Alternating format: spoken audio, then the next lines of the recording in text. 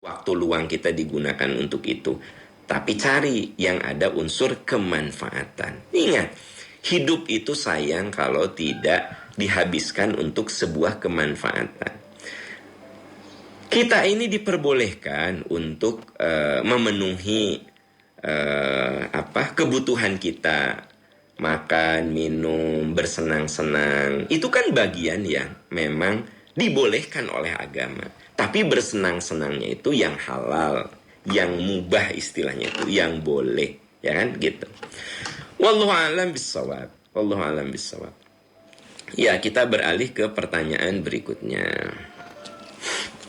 Assalamualaikum Ustadz. Waalaikumsalam warahmatullahi wabarakatuh. Semoga Ustadz dan keluarga serta jamaah percikan iman selalu diberi kesehatan dan insya Allah husnul khatimah. Amin, amin ya rabbal alamin. Apa hukumnya menghadiri perayaan ulang tahun teman atau saudara sementara kita sudah tidak merayakan ulang tahun? Dan kadang ketika kita tidak hadir pun suka dikasih makanan. Hukumnya bagaimana Ustadz? Kalau kita terima berarti belum melaksanakan Islam secara kafah. Mohon penjelasan. Ya, Bapak Ibu sahabat-sahabat sekalian, ya, memang merayakan ulang tahun yang sifatnya ya hura-hura, ya, lagu-lagu, tiup lilin, segala macam, itu memang tidak diajarkan oleh agama kita. Man tasyabbaha biqaumin fahuwa minhum. Siapa yang menyerupai kebiasaan non-muslim, maka itu sama dengan mereka. Jadi kita jangan membiasakan hal-hal seperti itu. Nah, tapi bagaimana Ustadz? Ini mah saya tidak ada tiup lilin, tidak ada lalu lagu-lagu, nyanyi-nyanyi. Saya mah tasyakur binikmah. Alhamdulillah, anak saya di usia 7 tahun sehat, ya, baik-baik saja. Saya tasyakur binikmah, boleh enggak? Nah, jadi memang pada akhirnya ada juga unsur innamal a'malu binniyat. Setiap orang itu berbuat sesuatu bergantung kepada niatnya. Nih ada kebiasaan di kita, ayo makan-makan. Saha, ini si Ani ulang tahun. Nah, milad. Bu Ani ini ngajak teman-temannya tasyakur binikmah, dia traktir makan. Ya kalau sebatas-batas itu kan kembali kepada nawaitu tasyakur binikmah. Yang harus kita hindari adalah perayaan-perayaan yang sifatnya begitu kental, kelihatan, asli gitu loh, ya. Bahwa itu bukan tradisi dan budaya kita umat Islam. Nah, jadi kalau menurut hemat saya mencoba berada di tengah-tengah ya. Pertama, kita tidak menyerupai perilaku agama lain. Nah, kita punya jalan yang namanya tasyakur bin nikmat. Kalau tasyakur bin nikmat ada orang yang berangkat umroh dengan percikan iman, satu keluarga. Alhamdulillah Ustadz, ibu saya sekarang umurnya sudah 60 tahun, bapak sudah nggak ada. Kami sama sekeluarga nabung Ustadz, pengen umroh saat hari ulang tahun mamah tasyakur bin nikmah. Pertanyaannya boleh nggak? Boleh nggak? Ya kan itu tasyakur bin nikmah. Jadi pada hari ulang tahun ke-60 itu mamahnya sedang umroh sama anak-anaknya. Itu kan lebih kepada rasa senang, rasa syukur. Tidak ada hura-hura di situ, ya kan gitu. Nah, yang sering jadi pertanyaan, boleh nggak Ustadz? Ya kan nawaitunya bukan merayakan ulang tahun. Nawaitunya berumroh, tapi momentumnya berbarengan. Nah, ya nggak sih? Ya namanya orang kan ada momentum. Ya, ada momentum hari pernikahan, tanggal pernikahan. Kata suaminya mah, umroh itu nantilah bulan Desember. Kita kan nikah Desember waktu itu mah. Nah, pertanyaannya, boleh nggak sih kayak gitu? Itu kan bukan berarti kita mengadakan ritual pernikahan milad pernikahan, enggak kan? Jadi umroh di bulan Desember berbarengan dengan tahun dan tanggal pernikahan. Boleh nggak sih sebenarnya? Ya kan itu bukan merayakan yang aneh-aneh, tetapi tasyakur bin nikmah. Mereka bertawaf, berdoa ya, agar rumah tangganya diberi semakin mawadah, rahmah, sakinah. Nah terus apa yang salah? Tidak ada yang salah di situ. Nah jadi saya mencoba menjawab itu tidak langsung mengeneralisir gitu. Haram ya. Memang haram kalau hal-hal yang betul-betul menyerupai agama orang lain. Kan ada orang yang ngabisin ratusan juta di hotel ya, hura-hura. Wah, nah itu bukan tradisi agama kita gitu. Yuk kita mencoba mengisi kehidupan itu dengan nuansa-nuansa yang penuh kesolehan, penuh kebaikan, ya. Nah, kalau ada orang yang ngirim ke Anda makanan, ya, sebagai milad, nah, di situ ada ulang tahun ke-15, ya, putra kami, ya, Susi Susanti. Bu, Anda terima itu, ya, udah nyampe di rumah. Boleh dimakan nggak sih sebenarnya? Kalau saya berpendapat ya boleh dimakan. Itu rezeki yang tidak boleh disia-siakan. Karena ada juga yang berpendapat nggak boleh dimakan, itu haram gitu. Kalau menurut hemat saya, ya itu makanan halal, ya terima saja. Bahwa Anda tidak pernah ulang tahun, lalu dikirim kue ulang tahun, kan Anda mah sekedar menerima hadiah. Jadi memang ada juga yang berpendapat bahwa itu itu haram katanya gitu. Ada yang berpendapat. Kalau saya berpendapat tidak haram. Saya berpendapat, kan kita boleh beda pendapat ya. Kalau saya berpendapat tidak haram. Jadi ada orang yang ngasih ke kita makanan, di situ jelas-jelas ulang tahun. Ya kan Anda tidak merayakan ulang tahun, tapi Anda dapat hadiah. Ya sudah, Anda makan saja. Nah, ada orang yang tidak melaksanakan, tidak pernah mengadakan tahlilan. Ya, tapi di situ jelas-jelas dikasih makanan, ya. Tahlilan hari ke-100 ayahanda kami. Nah, gitu. Ya kan Anda tidak tahlilan, tapi makanan yang Anda terima mah itu hadiah namanya. Dan kita itu kan boleh menerima hadiah. Ya enggak? Nah gitu. Nah jadi saya termasuk berpendapat bahwa hal itu halal dimakan. Ya. Nah, tentu tanpa mengurangi rasa hormat saya kepada yang berpendapat itu haram. Ada teman-teman, jadi Anda mungkin mendengar dari ustadz yang lain ya. Kalau ada yang ngirim makanan dari yang ulang tahun, buang itu, haram itu. Kalau ada yang ngirim makanan dari yang tahlilan, haram itu, buang itu. Saya tidak sependapat dengan itu. Saya berpendapat itu hadiah. Ya sudah, nikmati saja, syukuri saja. Bila ketemu, bilang terima kasih. Teteh, terima kasih ya. Gitu, hadiahnya udah saya terima. Nah gitu ya. Ada juga yang dapat satu paket, di situ ada sajadah, di situ ada mukena. Ternyata 100 hari bapak ini langsung bakar itu. Kalau menurut saya itu berlebihan gitu loh. Anda dikasih sajadah, Anda dikasih mukena, sarana ibadah oleh orang yang tahlilan, sekalipun Anda termasuk tidak pernah tahlilan, ya manfaatkan saja, ya. Kenapa? Itu kan hadiah gitu. Nah gitu loh. Jadi teman-teman, ya kita mari beragama itu secara tawazun, seimbang gitu ya. Tidak ekstrim kiri, tidak ekstrim kanan. Kita tengah-tengah saja. Sekalipun Anda tidak tahlilan, kalau diberi hadiah dari tahlilan, terima aja. Itu kan hadiah. Anda tidak ulang tahun, tidak pernah merayakan ulang tahun. Tapi kalau Anda memberi hadiah, walaupun nawa itu dia dalam rangka ulang tahun, Anda melihatnya itu sebagai hadiah. Dan kita boleh menerima hadiah. Gitu. Boleh menerima pemberian.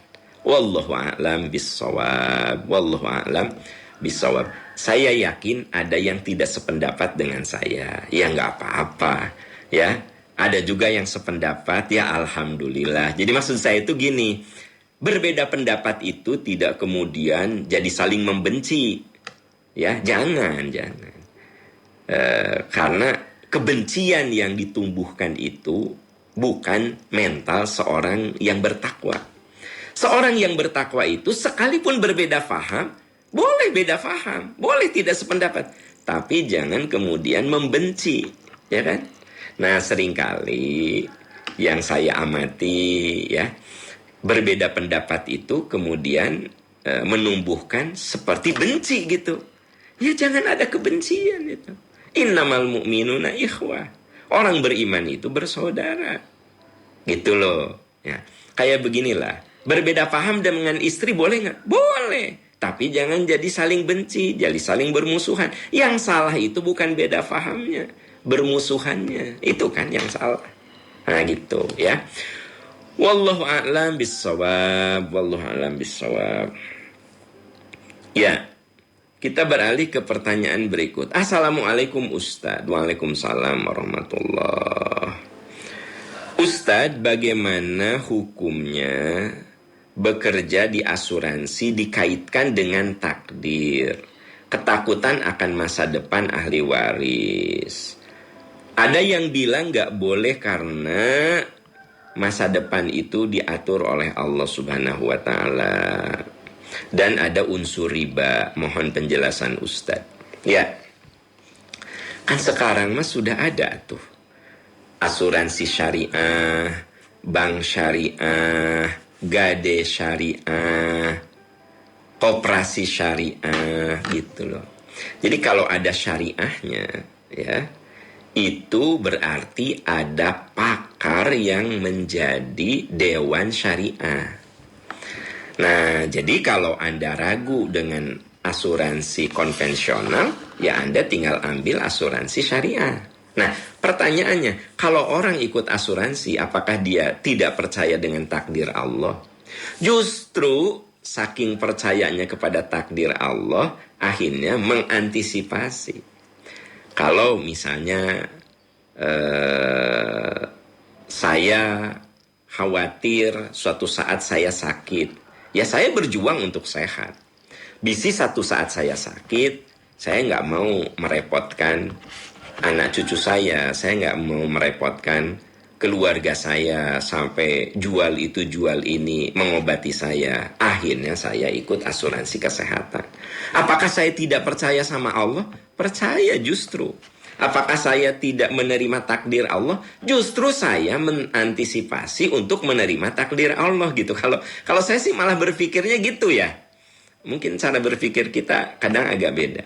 Nah, kamu ikut asuransi pendidikan, kamu teh nggak percaya semua anak itu ada rezekinya.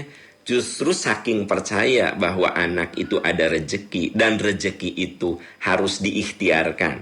Saya ingin tanya, apakah saldo di tabungan Anda bertambah nggak kalau nggak pernah Anda isi? Ya enggak lah.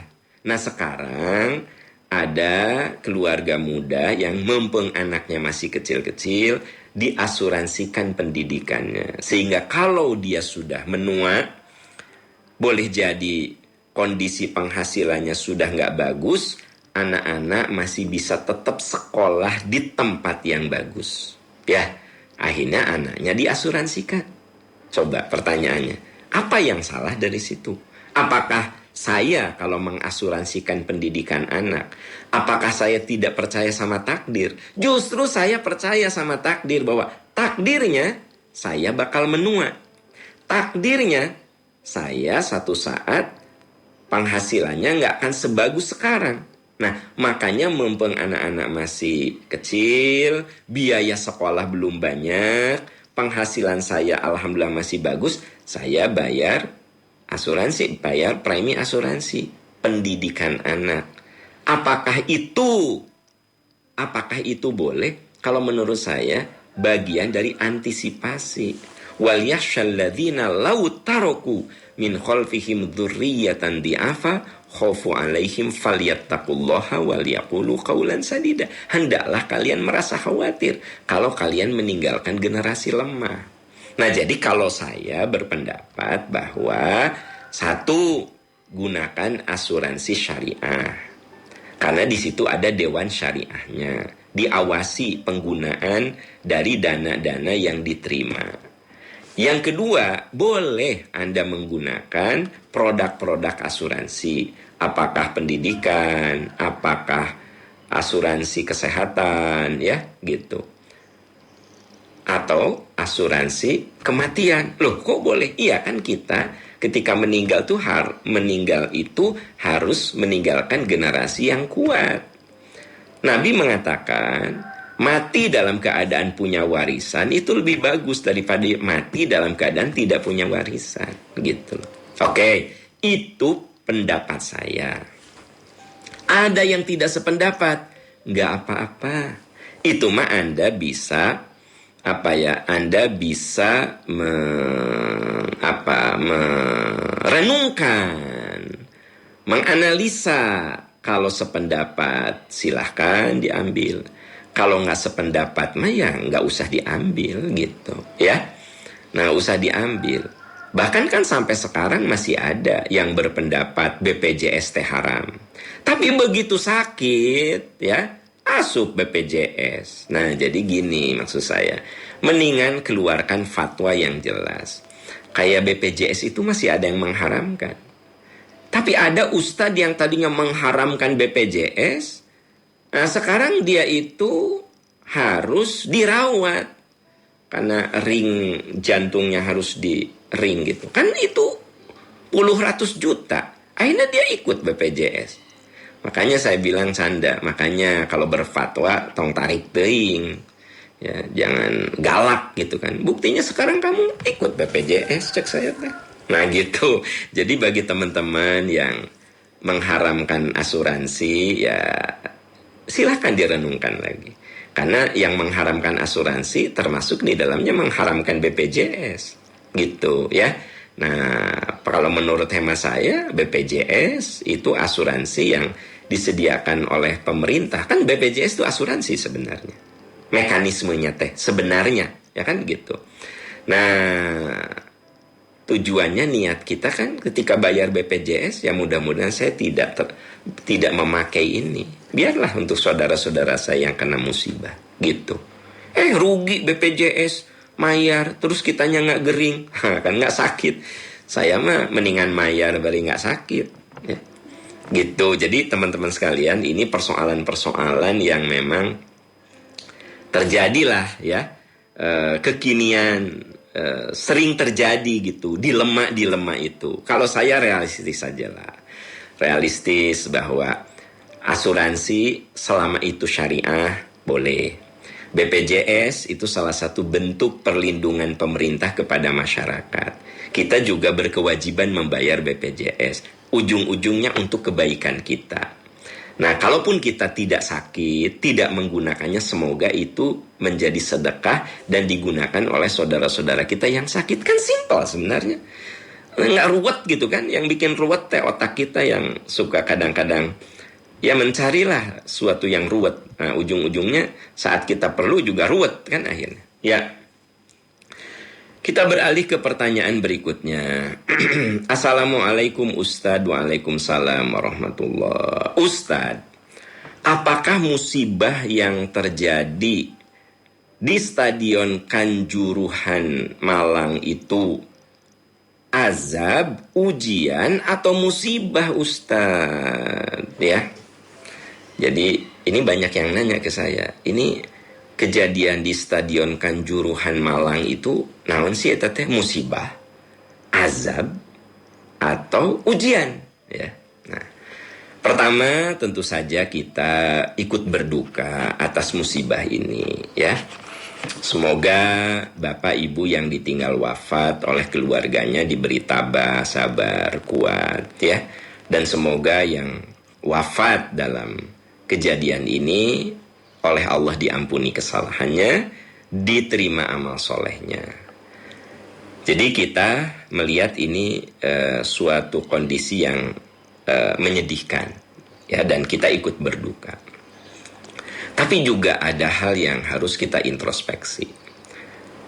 Memang tidak ada olahraga yang paling banyak menimbulkan korban kecuali sepak bola, kan gitu.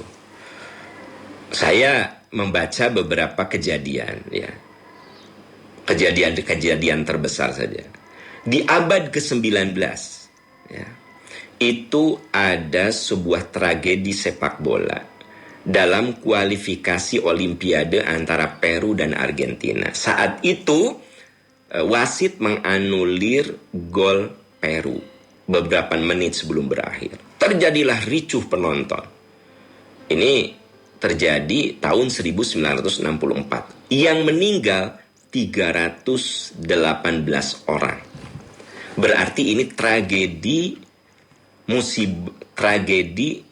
kematian yang dahsyat. 318 mati di abad ke-19. Tepatnya tahun 64. Nah, kemudian saudara-saudara sekalian, kita bisa melihat juga bahwa di abad ke-20, di abad ke-20 itu ada musibah sepak bola yang dahsyat di Ghana, abad ke-20, yang meninggal 126 orang. Nah, di abad ke-21 ini terjadi di Indonesia. Jadi saya per abad aja ya, saking banyaknya kejadian. Tapi ini yang dahsyat-dahsyat. Abad ke-19, ya, korbannya 318 di Peru. Abad ke-20, ya, korbannya 126 di Ghana. Abad ke-21. Jadi Anda perlu tahu petaka terbesar abad ini dalam persepak bolaan terjadi di Indonesia. 126 apa 125 orang yang wafat. Yang luka-luka wallahu a'lam, ya, gitu. Jadi memang ini hal yang harus jadi bahan renungan. Kita ini malu oleh dunia, ya, malu. Kenapa? Kita dianggap nggak becus. Sampai ada 125 nyawa menghilang dalam sebuah pertandingan. Berarti ini ada ketidakprofesionalan, gitu.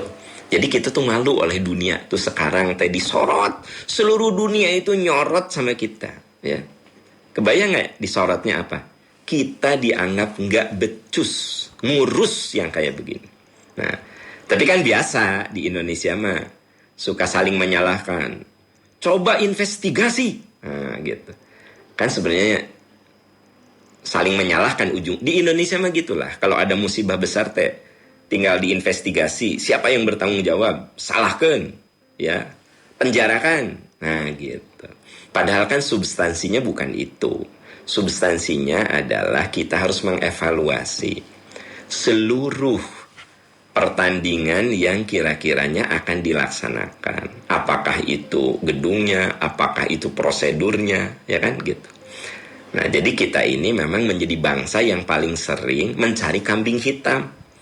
Selidiki siapa yang bertanggung jawab. Harusnya kan bukan selidiki siapa yang bertanggung jawab. Coba evaluasi stadion-stadion yang akan digunakan. Apakah layak atau tidak. Jangan sampai ini terjadi.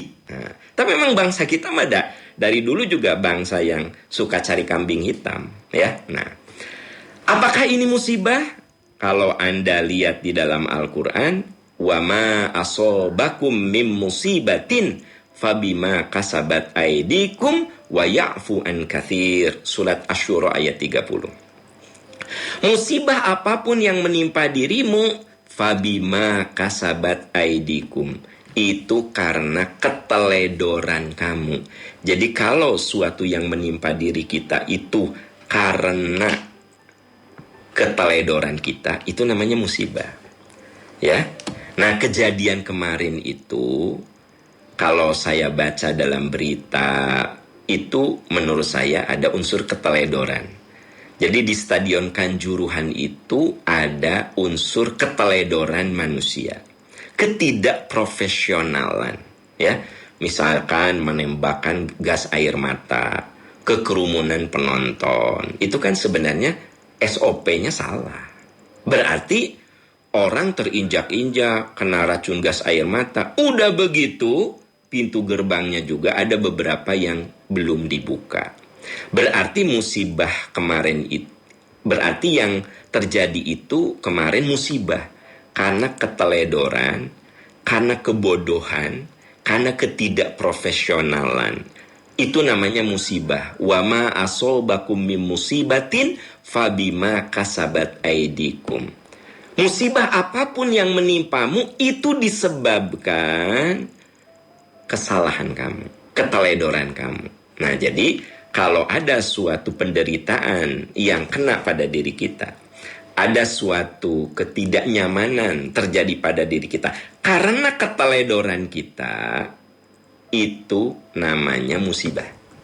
Ya, begitu. Itu namanya musibah. Orang bawa mobil ugal-ugalan, cilaka, musibah. Kenapa? Ada keteledoran. Hutan dibabat habis, longsor, itu musibah karena ada keteledoran. Nah, kejadian di Malang itu bagian dari musibah karena di situ ada unsur keteledoran. Kalau tidak ada unsur keteledoran tapi terjadi, itu namanya ujian. Gitu loh, ya. Ahasiban nasu ayyutraku ayyaqulu amanna wa hum la yuftanun. Jadi kalau ujian mah bukan karena keteledoran kita. Anda diberi anak, Anda didik dengan baik, ternyata nggak soleh, nah itu ujian. Itu ujian, ya.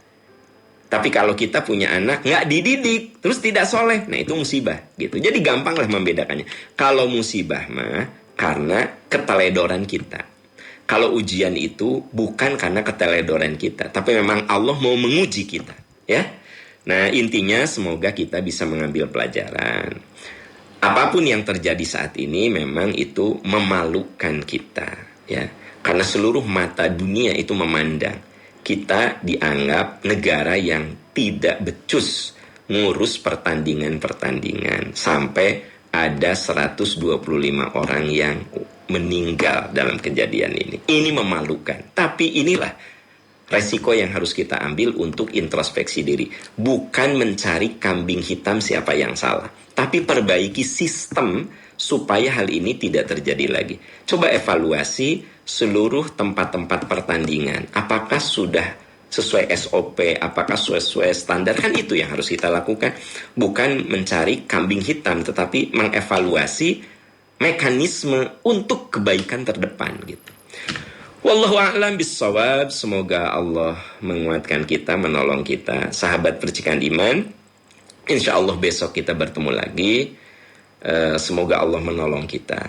Subhanaka Allahumma wa bihamdika asyhadu an la ilaha illa anta astaghfiruka wa atubu ilaik walhamdulillahi rabbil alamin. Wassalamualaikum warahmatullahi wabarakatuh.